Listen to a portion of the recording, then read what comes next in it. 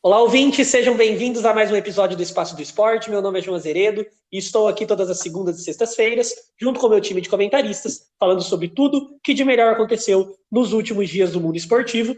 E hoje recebo Jonathan César. Jonathan, seja bem-vindo mais uma vez, terceiro episódio seguido seu. Fala, galera, mais uma vez de todos nós aí. Para nossa tristeza, acabou o jejum de São Paulo. Um dos assuntos vai ser o título do Tricolor. Luiz Gustavo, seja bem-vindo.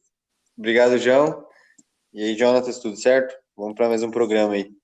E hoje, além dos nossos dois comentaristas oficiais, temos o Pedro, que também está aqui com a gente.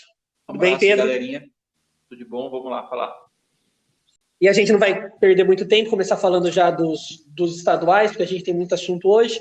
E vamos começar falando do título do Atlético Mineiro. No sábado, o Galo foi campeão mineiro.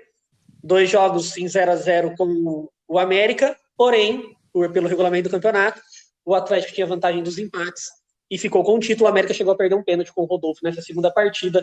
Jonatas, como você viu esse título do Atlético Mineiro, poderia ter tido mais futebol por parte do Galo, não?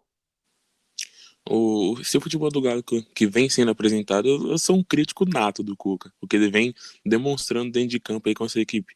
E o resultado do 0-0 foi realmente o que aconteceu. O América, o Lisca ali, um pouco ele foi um demérito do Lisca também, porque o Galo se acovardou, a mando do Cuca, né? Porque pelo elenco que tem, tudo que se espera sobre ele, foi um resultado totalmente fora de comum, né? E um regulamento desse campeonato mineiro aí que é fora de sério também, que privilegia um clube a empatar 2 vezes 0-0 e se sagrar campeão é fora de sério isso aí. E o América, pelo que jogou, merecia ser campeão. E o Galo, pelo que vem fazendo, o Cuca vem se acordando, tem um esquema que ele não consegue tirar o Tietchan. Não sei o que o Tietchan tem com esses treinadores, que o Tietchan não sai desse time nunca. E o restante do elenco ali, parece que eles adaptaram junto com o Cuca ali, e esse esquema vai cada vez mais vai se adaptando, vai recuando, vai entregando a bola para o adversário, e um time que sempre teve o DNA de ir para cima, e não vem sendo feito isso. Só que o resultado tá aí, foi campeão. Não foi lá da maneira que a gente esperava, que era um time que ofensivo, que propõe o jogo, só que foi campeão. Mérito do Cuca, né? E demérito do futebol, porque o futebol a gente sempre espera um futebol bem aprazível, que a gente sempre espera um futebol bem jogado, né? O Galo não demonstrou isso, só que saiu campeão. E agora tem que ver o Cuca novamente ser campeão aí com esse Galo, com um elenco que tem capacidade de desenvolver mais, só que não vem demonstrando isso dentro de campo. Luiz, a gente já esperava o Atlético Mineiro campeão em seu estado, mas talvez não com esse equilíbrio tão grande nas finais contra o América. Foi mais mérito do América de equilibrar esse jogo ou demérito do Galo? Olha, João, concordo com tudo que o Jonathan disse. Acho que é muito demérito do Atlético Mineiro. Se a gente for pegar as 5 equipes do futebol brasileiro, a gente coloca o Galo entre essas 5 principais e favoritas para brigar por todas as frentes. E a gente espera que o futebol apresentado pelo Atlético Mineiro no estadual não se desenvolva nas próximas competições. Então, o Cuca tá devendo, os jogadores também, a gente vê a permanência do Tietchan no time também, que é ridículo, né, da parte do Cuca, não ter essa variação, um treinador tão renomado que conquistou títulos, inclusive com o Atlético Mineiro. E a gente não, o Atlético depende do ataque, que é um ataque muito bom. O Hulk lidera esse time aí, a gente espera mais do Atlético Mineiro. A apresentação no estadual foi patética. Pedro, como você vê as possibilidades do América e do Galo no Campeonato Brasileiro que começa na próxima semana? Não, esse estilo do Cuca, por mais que ele não seja bom, ele foi aperfeiçoado ali após o Brasileirão 2016. Se vocês se lembrarem, no começo do primeiro turno, o Palmeiras do Cuca jogava muito bonito, goleava, mas oscilava um pouco quando algumas peças saíam. Depois ele começou a desenvolver esse que o Mauro César chamou de Cuca-Ball. Depois daí, então todos os times dele depois de então não jogaram, porque o Cuca, antes dele ganhar a Libertadores em 2013 pelo Galo, ele era conhecido como um time que jogava bonito, mas não ganhava. Todo mundo fala isso do Cuca. Sim. E cada vez ele foi tirando mais o estilo de jogo bonito dele para se tornar mais eficiente. Assim, goste eu ou não goste, no caso não gosta muito assim do estilo dele, porque eu acho muito amarrado, e é um pouco o anti-herói do futebol, né, o Cuca, porque nenhuma das técnicas modernas do futebol ele aplica, por exemplo, ele faz a marcação individual e algumas outras coisas assim que não são aplicadas hoje, mas acaba dando resultado, assim, por exemplo, levou um time limitado do Santos para a final da Libertadores no ano passado. Já o América é um time dos da Série A ali, uns que eu mais admiro a administração, porque é muito competente, muito profissional, e eu acredito que o América, que acho que é a primeira preocupação de um time que não é tão grande assim, sobe, eu acho que o América não vai correr risco de cair não, porque tem um treinador, tem um trabalho consolidado, e um time bem equilibrado. Assim, acho que vai ficar não acho que vai ficar na parte de cima da tabela, mas também não acho que vai ficar aflito ali na parte do rebaixamento, não, porque acho que tem um bom time. É isso. De toda forma, Galo campeão, apesar dos pesares, e agora volta sua atenção para Campeonato Brasileiro e Libertadores.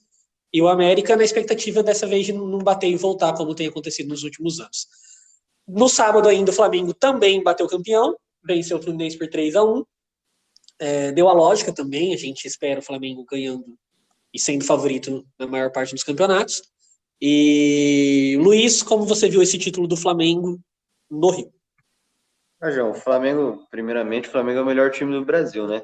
Tem o melhor elenco, tem um dos melhores treinadores, o Rogério Ceni está se consolidando muito como talvez aqui um futuro próximo o melhor treinador do futebol brasileiro.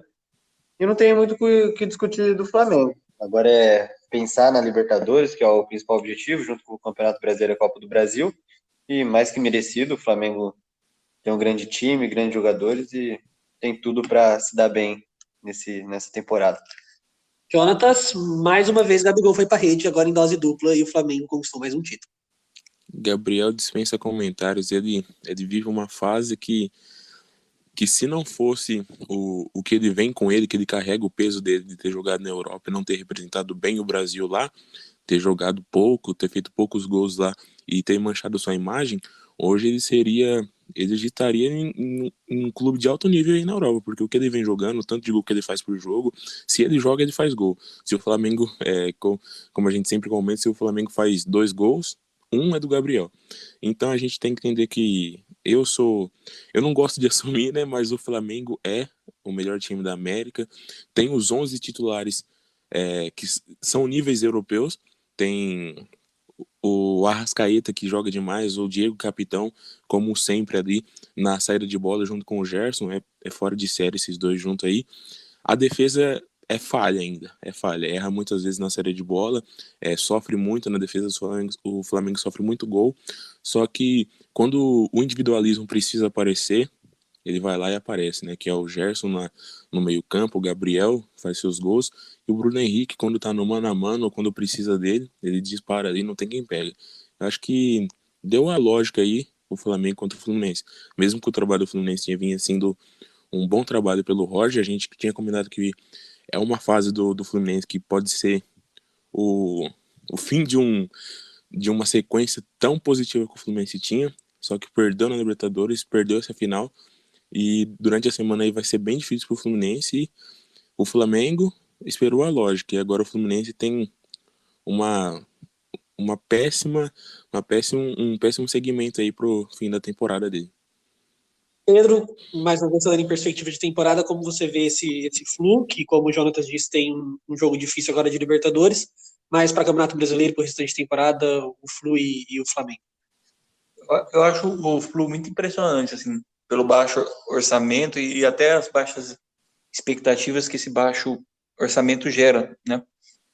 Acho que vai ficar entre os 10 primeiros do brasileiro, assim, e é um time muito equilibrado, assim, não é um time brilhante, mas faz bem aquilo que tem que fazer, que se propõe a fazer. E eu acho que tira, com as individualidades ali, com o coletivo, né, mais do que as individualidades podem fazer, separadas, eu acho. Muito, muito bem ajustado. Já o Flamengo, eu acho um time que tem os 11 melhores do Brasil, mas não acho o melhor time do Brasil coletivamente, e não acho o melhor time da América coletivamente. Coletivamente, eu acho o melhor time da América o River Plate, um trabalho muito, muito, muito bem feito, consolidado, os jogadores se movem por memória dentro do campo, então pode ser o jogador da base que entra lá, ele sabe o que ele tem que fazer, e não acho o Flamengo mais ajustado taticamente que o São Paulo, por exemplo, e que o Palmeiras. Individualmente, melhor do que qualquer desses times da América, mas coletivamente já não acho, porque sofre com problemas de defesa, e esses problemas de defesa, eles são salvos muitas vezes pela individualidade dos seus atletas, né?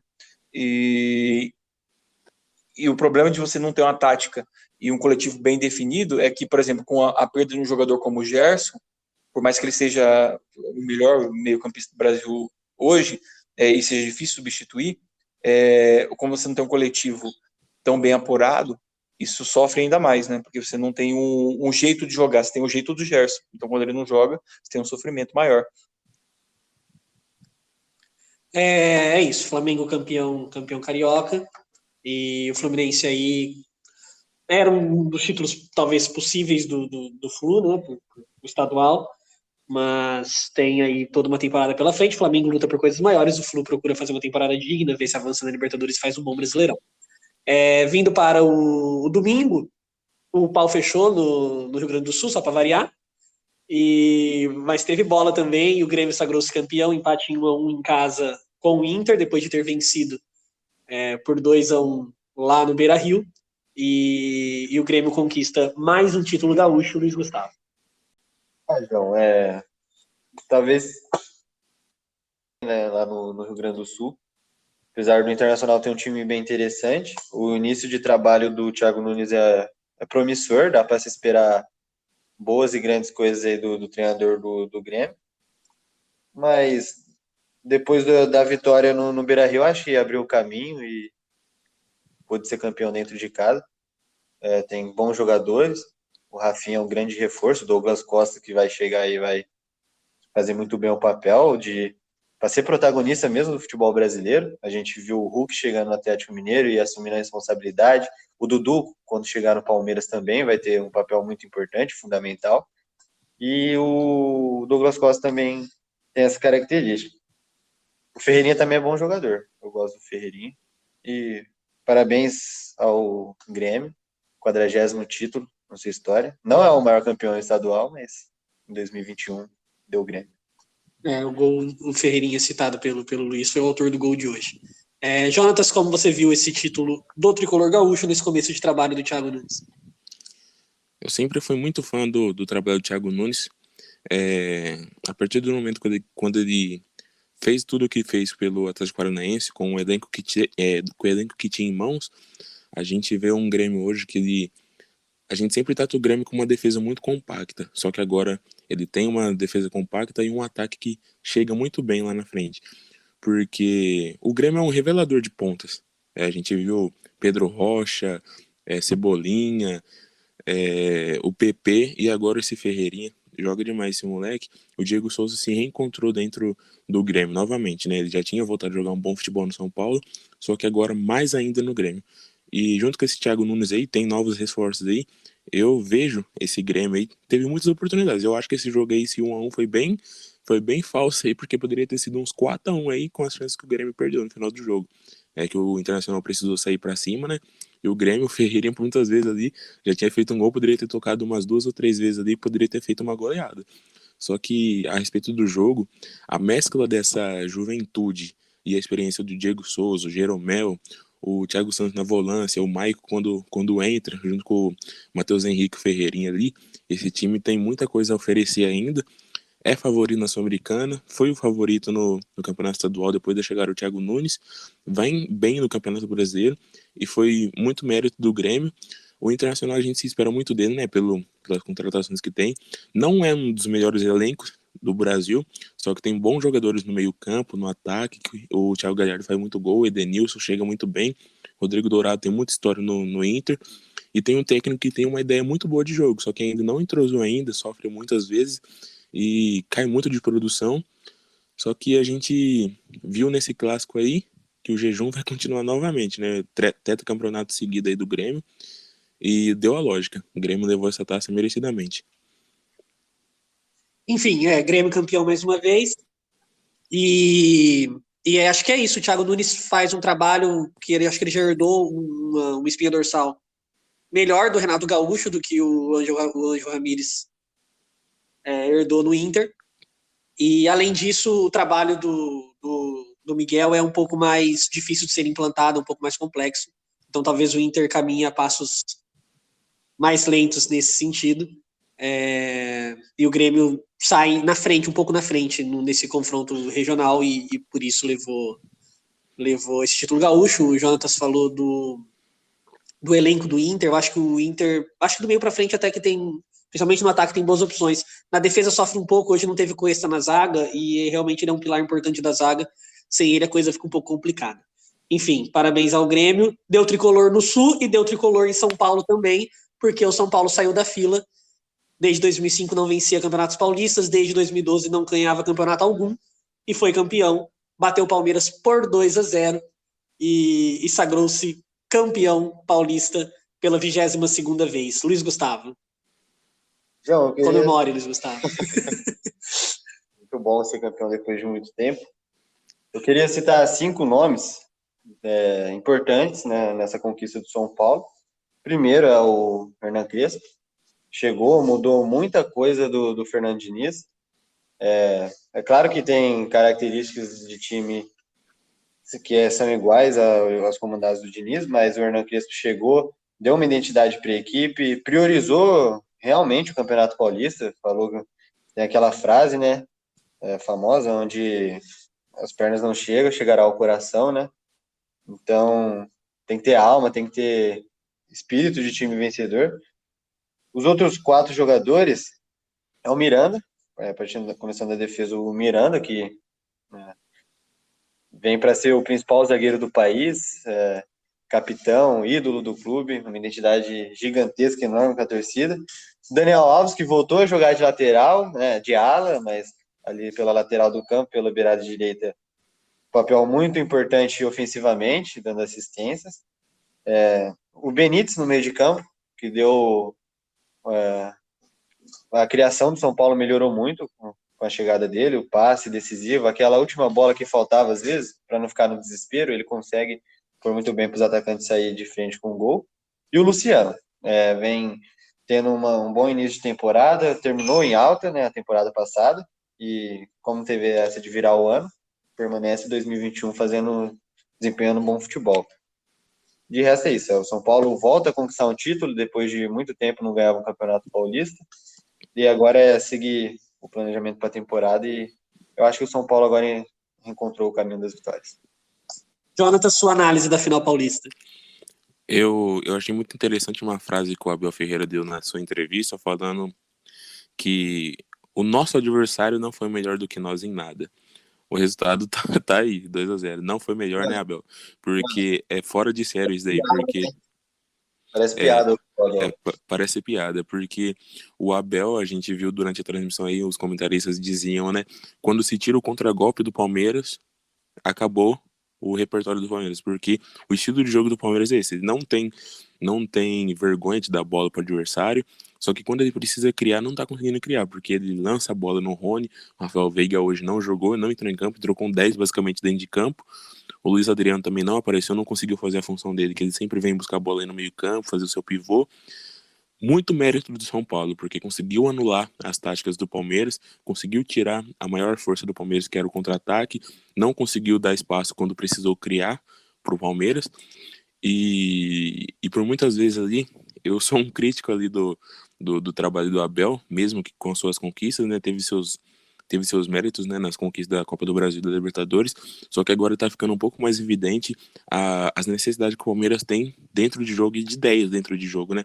O Crespo chegou no São Paulo, como o Luiz falou aí, o Crespo deu uma identidade, colocou seus jogadores no devido lugar, deu a sua identidade para o time.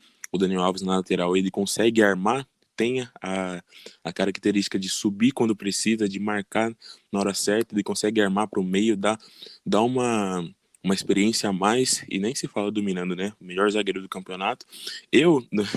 Os 4 jogadores que o Luiz citou, eu colocaria o Luan também na volância, porque a função que ele faz dentro de campo, de voltar ali na armação, a marcação e a segurança que ele dá para a defesa, dá uma liberdade pra frente lá que pro Benítez, quando é o Benítez, o Luciano ou o Pablo, até mesmo o Reinaldo que sobe muito, só que é um pouco falha na marcação, o Luan consegue segurar essa bronca aí.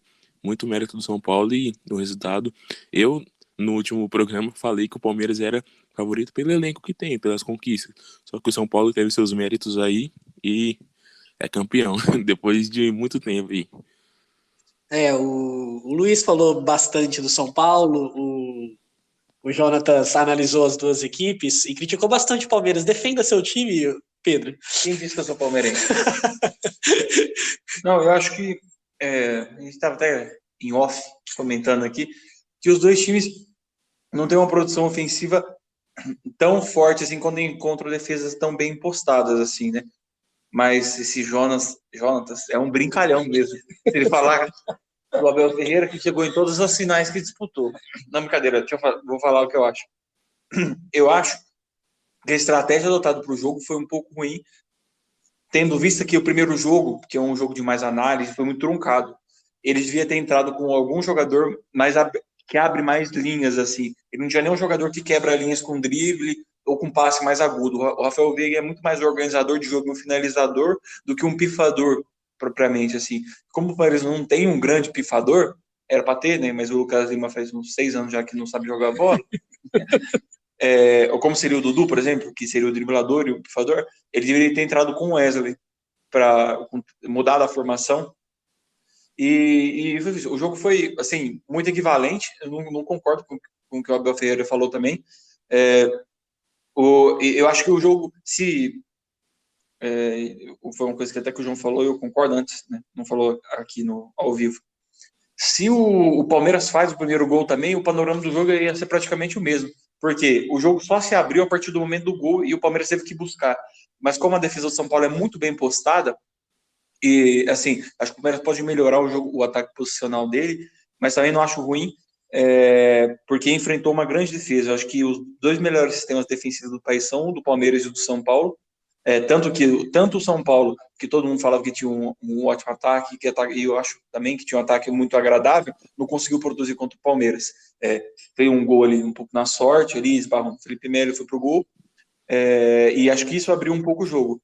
E aí o Palmeiras precisava entrar na defesa do São Paulo, que estava fechada, estava na dela, e o Palmeiras se abria. Acho que foi por isso que o São Paulo teve mais chance, porque o Palmeiras teve que se abrir para buscar o resultado. Quanto ao que o Jonas, o Bully, para os mais íntimos, falou sobre o Abel, eu acho que existem várias formas de jogar futebol e existem as maneiras que agradam a mais a um. Eu prefiro ver o Guardiola jogar do que o Simeone, mas você não pode tirar os méritos do Simeone tendo muito dinheiro, mas menos que os outros para montar o time dele, né? E o Abel, ele não é um cara como o Jorge Jesus, por exemplo, que arma um time para pôr o jogo, ele arma o time jogo a jogo. E eu acho que ele precisa de mais tempo para montar o estilo de jogo mais posicional, mas não é a dele, né? Ele é o cara que prefere neutralizar primeiro o adversário para explorar os defeitos do adversário para vencer. Mas foi um título extremamente merecido do São Paulo. Jogou melhor hoje e tem uma campanha melhor, né? Eu acho que, de modo geral, os dois times tiram lições da final. Claro que para o São Paulo é muito importante o título, mas são dois times que encontraram dificuldades contra as defesas bem postadas como o Pedro citou e eu tinha dito antes, acho que o gol mudou a história do jogo. Mas, de qualquer forma, o Crespo ainda está no trabalho um pouco no início. O Abel já teve outros testes ano passado, se deu bem na maioria deles. Tem ajustes para fazer, claro, como todos os times têm. Mas, enfim, por agora, acho que para o São Paulo é importante a conquista. O São Paulo precisava sair dessa fila para respirar um pouco mais aliviado e entrar mais tranquilo nos campeonatos que virão. E que vem o Campeonato Brasileiro, estaduais encerrados, também tivemos Náutico vencendo em Pernambuco, Fortaleza ganhando no Ceará, enfim, Catarinense ainda vai acabar, Paranaense também, mas os campeonatos vão chegando ao seu fim, e o Brasileirão já começa na semana que vem, e aqui no Espaço do Esporte a gente vai falar muito de Campeonato Brasileiro também. Agora vamos para a Europa, porque falamos da Inter campeã italiana, falamos de Bayern campeão alemão, falamos de City campeão inglês, e nos dois campeonatos, dentre os grandes mais equilibrados, foram definidos os campeões nesse final de semana. Na Espanha, no sábado, deu o Atlético de Madrid, 11º título da história, o segundo da era Simeone. Luiz Gustavo. Bom, João, a gente viu na temporada europeia, bastante surpresa quanto aos campeões nacionais. Se a gente fosse colocar fazer um bolão aqui, quem será o campeão espanhol? A gente coloca o Barcelona, o Real Madrid, na Itália, Juventus, nenhum outro, né? Só tem o Juventus lá. E deu Inter. Enfim, o Atlético de Madrid jogou muita bola, tá? Eu queria ressaltar uma coisa aqui, levantar uma questão. Existe uma linha entre a ignorância e a inteligência. Para mim, o principal fator que decidiu o título do Atlético de Madrid foi o atacante que fez o gol decisivo, que foi o Luis Suárez. O presidente do Barcelona, o ex-presidente, ultrapassou essa linha que separa essas duas coisas e partiu para a ignorância. Ao dispensar, né? Foi negociado a preço de banana aí o Luis Suárez, que foi extremamente importante para essa campanha do Atlético de Madrid. Simeone, um grande treinador. Tem outros jogadores, o Black, o Felipe Zagueiro, o Coque, são jogadores de extrema qualidade. Merecido o título do Atlético de Madrid, sofreu apenas 4 derrotas, defesa menos vazada do campeonato também, característica do Simeone, formar uma boa defesa. E eu acho que é isso. Segundo título da era do Simeone, como você citou, 11º da história do Atlético. Cada vez mais o Atlético vai caminhando para se sustentar ali entre os grandes da Espanha, né? O Atlético já se coloca aí 7 anos, o outro título foi 7 anos atrás, Real Madrid e Barcelona revezaram, e agora volta a conquistar. O título veio com uma vitória contra o Valladolid no sábado por 2-1. O que você destaca nesse Atlético de Madrid campeão espanhol, Jonatas? Um resultado justo, um campeão justo para um time que condiz com aquilo que é a identidade do técnico, né? Como o Pedro falou aí, com o Abel no Palmeiras, o Simeone no Atlético de Madrid, ele explora as dificuldades do adversário, dá a bola para o adversário e quando chega lá, chega com extrema eficiência, né? O Suárez, dispensa comentários, foi, como o Luiz falou aí, foi uma ignorância do presidente do Barcelona dispensar uma grandeza como é o Luis Suárez, né? Pelo tamanho que é, pela qualidade técnica que tem. Independente da idade, são muitos gols na carreira, né? Então a gente tem que entender que o Atlético aí a gente nunca coloca o Atlético como o favorito do Campeonato Espanhol, só que quando aquilo que é investido no Real Madrid e no Barcelona, o Atlético está na prateleira de baixo a esses dois. Então o Atlético chega ali como um figurante ao título, mereceu durante o campeonato.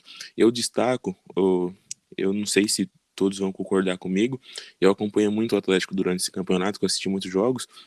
O melhor jogador desse time foi o Llorente. Ele fez muitos gols, armou muito. É um jogador muito novo que foi descoberto. Não é tão novo, né? Já tem seus 26 anos. Só que ele é um jogador muito bom.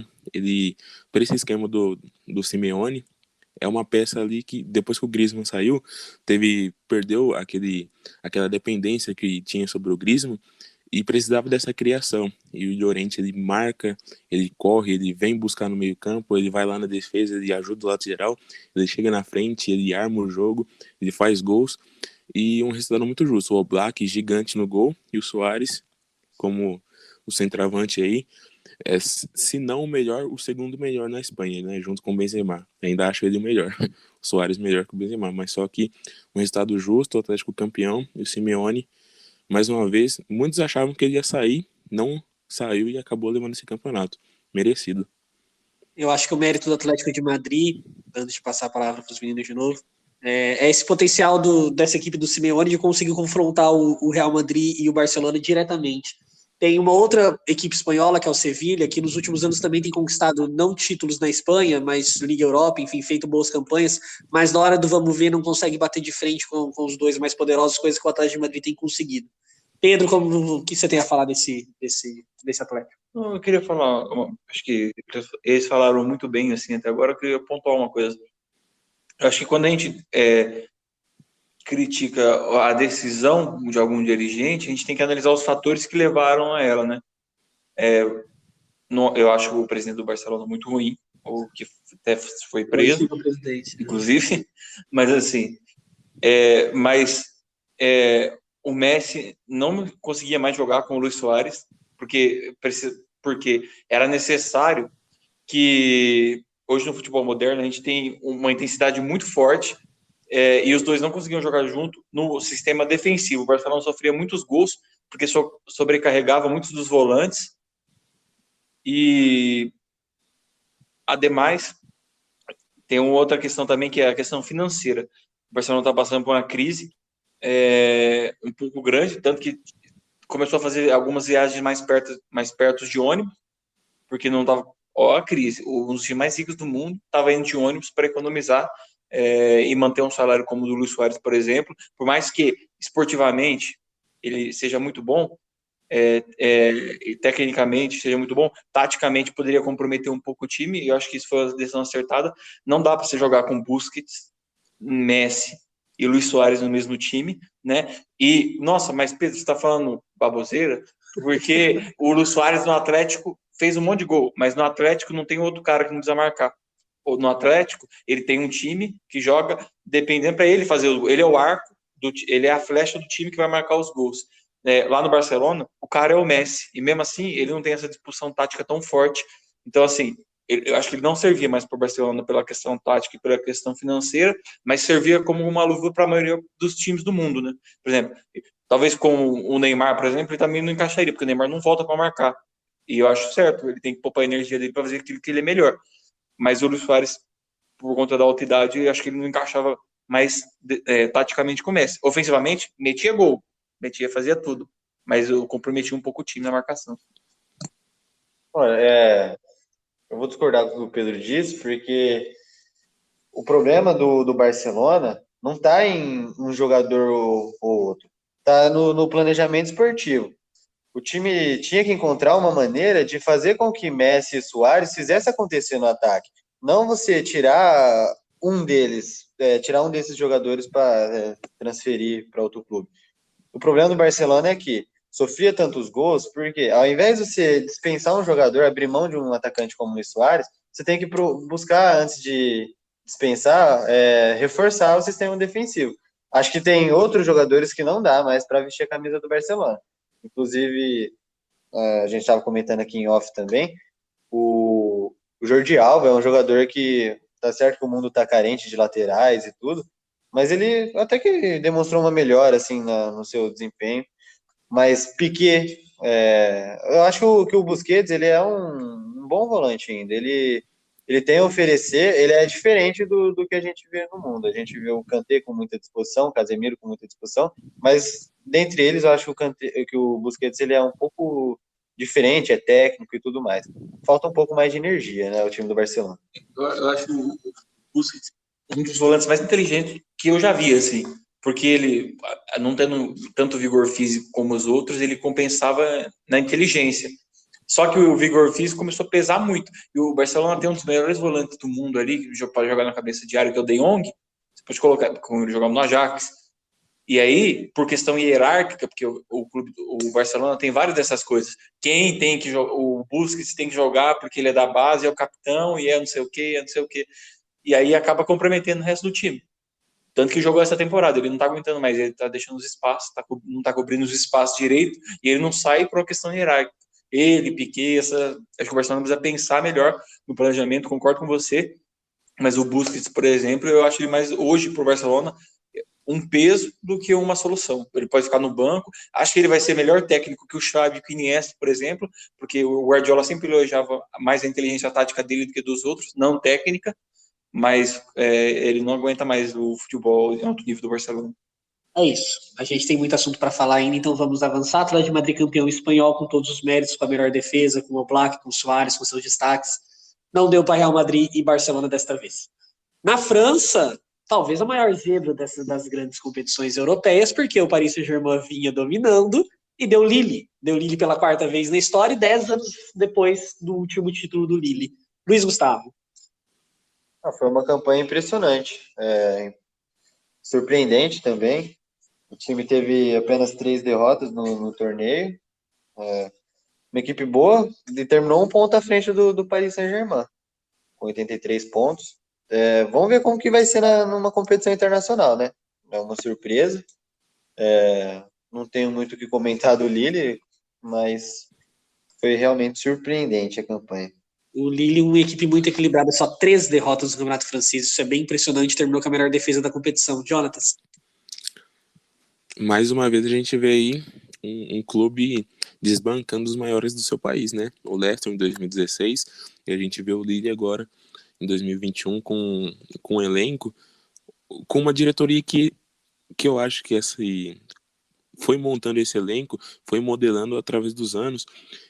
O Lille ganhou muito dinheiro com venda de jogadores ultimamente, que era o Osimhen quando foi para Nápoles, ganhou muito dinheiro e trouxe esse atacante turco aí, o Yılmaz, que faz muito gol, impressionante como faz gol esse turco, e é um time que é muito equilibrado, como o João falou. Ele sofre muitos gols, sofre poucos gols lá atrás, né? E quando chega na frente, normalmente o Lille ele tem um equilíbrio, a posse de bola durante o jogo com seus adversários, um equilíbrio muito grande. Não dá muita bola para o adversário, só que também ele não fica rodando muita bola até chegar lá na frente. Ele é bem pontual, ele é bem eficiente, ele chega na frente quando precisa e não fica voltando a bola para o zagueiro. O meio-campo, ou esse Renato Sanches aí, quando a gente achou que ele o futebol dele que foi superestimado, ele se reencontrou no Lille e é uma das peças principais desse no meio-campo do Lille. O ataque, com essa dupla de ataque, o Jonathan Davis aí, e o Yılmaz, é um ataque muito bom, e não sei se para nível de Champions League vai ser um clube que vai oferecer perigo, né, vai classificar no seu grupo, só que pela maneira que vem jogando, pode surpreender a gente aí nesses próximos anos também. É um título muito significativo do Lille. O Lille que tem o brasileiro Luiz Araújo, que é reserva do time, mas participativo. O Thiago Maia também pertence à equipe francesa, que está aqui no Flamengo, só para destacar alguns nomes. A vitória veio o título veio com a vitória por 2-1 em cima do Angers, fora de casa. O Paris Saint-Germain acabou ficando com o vice-campeonato, apenas um ponto atrás, como o Luiz falou. É isso. Dando uma geral nos grandes campeonatos europeus, na França, garantiram vaga na Champions League o Lille, o Paris e o Mônaco, e Lyon e Olympique de Marseille ficaram com a vaga na Liga Europa, e o Rennes na nova competição, a Liga da Conferência Europeia. Na Itália, só para repassar as maiores ligas, Inter, Milan, Atalanta e Juventus, foi definido hoje as últimas vagas, vão para a Champions, Napoli e Lazio para a Liga Europa, e a Roma quase perdeu a vaga para o Sassuolo, mas jogará a Liga da Conferência Europeia. No alemão, Bayer, Leipzig, Dortmund e Wolfsburg vão para a Liga dos Campeões, o Frankfurt e o Leverkusen na Liga Europa e o Union Berlim na Liga da Conferência Europeia. Na Espanha, Atlético de Madrid, Real Madrid, Barcelona e Sevilha, como tem sido, na Liga dos Campeões, a Real Sociedade e o Betis para a Liga Europa e o Villarreal, a não ser que vença a Liga Europa, joga a final contra o United, vai para a Liga da Conferência Europeia. E no campeonato inglês, também muita emoção hoje para decidir as vagas. City, United, Liverpool e Chelsea, 4 representantes do Big Six, jogam a próxima Champions da próxima temporada. Leicester e West Ham, de campanha muito importante, jogarão a Liga Europa, e o Tottenham ficou com a vaga da Liga da Conferência Europeia, desbancando o seu rival Arsenal. Saindo do futebol, indo para a Fórmula 1, porque deu Max Verstappen ganhando em Mônaco e assumindo a liderança do campeonato. O que você achou do charmoso GP de Mônaco, que não tem muitas ultrapassagens, nem acidente teve neste ano, mas porque é normalmente o que movimenta a corrida. Porém, é sempre legal o GP de Mônaco. Luiz Gustavo. Bom, a única coisa triste foi o Leclerc, né, disputando em casa, não podendo correr, não podendo guiar seu carro nesse domingo. O Verstappen, muito bem, um jovem piloto aí que vai dar muito trabalho nessa temporada, inclusive ultrapassou o Lewis Hamilton, assumiu a ponta da tabela da classificação. Eu queria destacar 4 coisas interessantes aqui. Primeiro, que foi o erro da Mercedes. Os erros da Mercedes. Errou com o Bottas e errou com o Hamilton na parada. O Hamilton foi o primeiro a parar e ele ficou muito bravo, muito irritado com a equipe. E teve um momento que ele abriu o rádio e questionou por que o Vettel está na frente dele. Uma coisa... Voltou com os pneus duros e, enfim, errou totalmente na estratégia. O Verstappen, que fez uma corrida tranquila e se manteve na liderança. O Sainz, que pegou o primeiro pódio da Ferrari na temporada, isso é interessante também. E agora falar de uma coisa muito ruim que eu acho ridículo é o Russo. Que piloto... Ele pratica outro esporte, né? Fórmula 1 que ele corre. Recebeu a bandeira preta e branca por desrespeitar os limites lá da pista, enfim.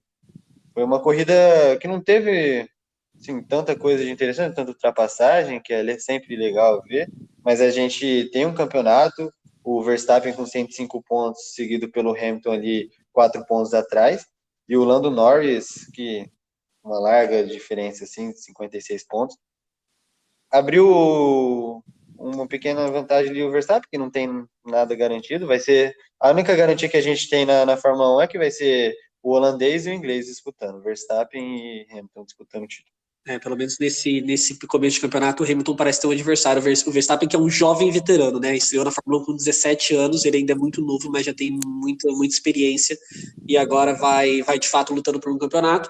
O Sainz e o Norris completaram um pódio, o Norris, queria destacar ele, porque ele está em terceiro no campeonato com essa McLaren, é um intruso em meio a Mercedes, Ferraris e RBR, já são 2 pódios na temporada, tem muito talentoso o Lando Norris, o inglês.